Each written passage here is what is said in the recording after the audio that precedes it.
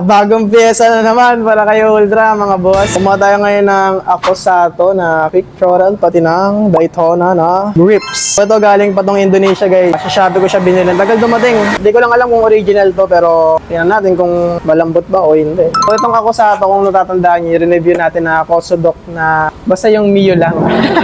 Naka-Akosato siya, guys. Ito mismo yung throttle. Nagustuhan ko yung pagkalambot ng throttle niya. Subukan natin sa atin kung malambot ba talaga, di ba? O baka sa kanya lang yun. Kasi parehas kami ng cable. Susubukan natin. Tsaka may tuturo ako sa inyo para mas mapalambot nyo yung throttle. Palagyan natin ng langis yung cable. Let's G!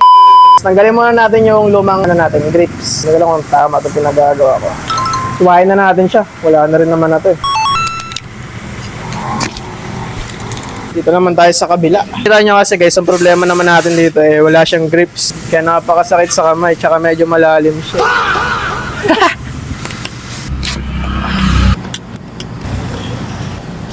Yo! Oh! Tanggalin na natin ito.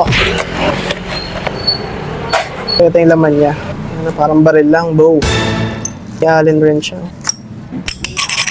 Sakto! Woo! Try natin yung pangalawa lang. Tanggalin na natin tong bar end. Yeah! Up, down, up, down, up, down. Tanggalin mo na bali lang yung bolts. Aray ko!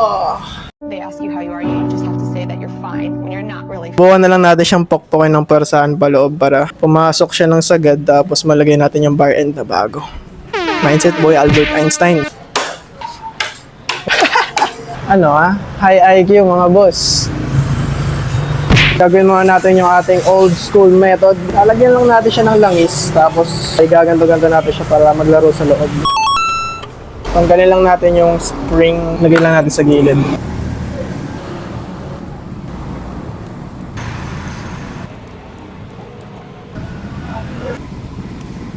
Balikan na lang namin kayo dahil medyo matagal to. So, napaabot na namin dito banda yung langis. Feeling ko okay na yun, baka masobra natin, pumasok na sa carbon langis. Man natin ito sa carbulet. Sa yung, ayan. Pasok guys, pasok. Mas mataas, mas quick throttle siya. Doggy guys, parang malambot nga siya.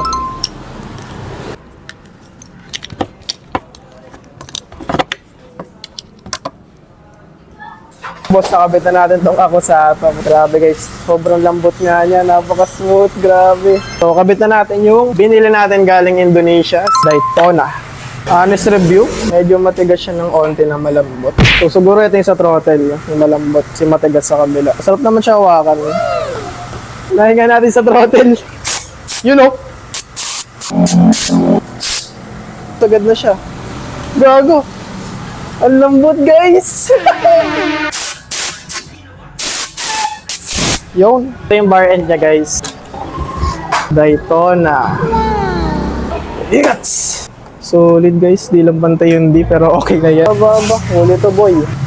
Gago. All goods. Satisfied guys, satisfied. Akosato Racing is good guys. For only 250 pesos ko lang siya nabili. Ang bili ko sa Daytona mga 300 plus. Mas malambot pa rin yung kay KJ pero eto guys, yung second place sa lahat na nasubukan ko. Ilalagay ko sa comment section yung mga link ng pinagkuhanan ko nito. Siyempre, Shopee Racing lang lahat. Siyempre, hindi makawalang kaperasong montage. She's so sexy, and I asked her what's her name. She said Lexi. The goose of gum is endless. She wanna fuck me. She wanna fuck me. She wanna. That chick's a bitch. She's so sexy, and I asked her what's her name. She said Lexi. The goose of Guys, solid na solid. Satisfy ako dito sa Akosato. Napakalambot niya guys, oh. Medyo malalim pa siya, hindi siya ganun ka-quick throttle kasi ayoko ng sobrang quick eh. Kasi pag nag-wheelie kami, baka mabigla-bigla ako. Kaya nasa pang number 3 lang siya. May pang number 4 pa na settings pero number 3 lang tayo. Pero okay naman, quick throttle na siya. Sa Daytona, okay yung Daytona, malambot siya. Pero sana hindi siya dikit-dikit, parang naninikit siya pagkatagal. Pero overall, napaka-solid Daytona ng pogi rin. Ganda guys, oh. Ang ganda ng combination guys. So next vlog natin is wheelie na. Sagarin ko na yun guys para matuto talaga tayo ng umuuno. Abangan nyo yung wheelie vlogs natin. Bye!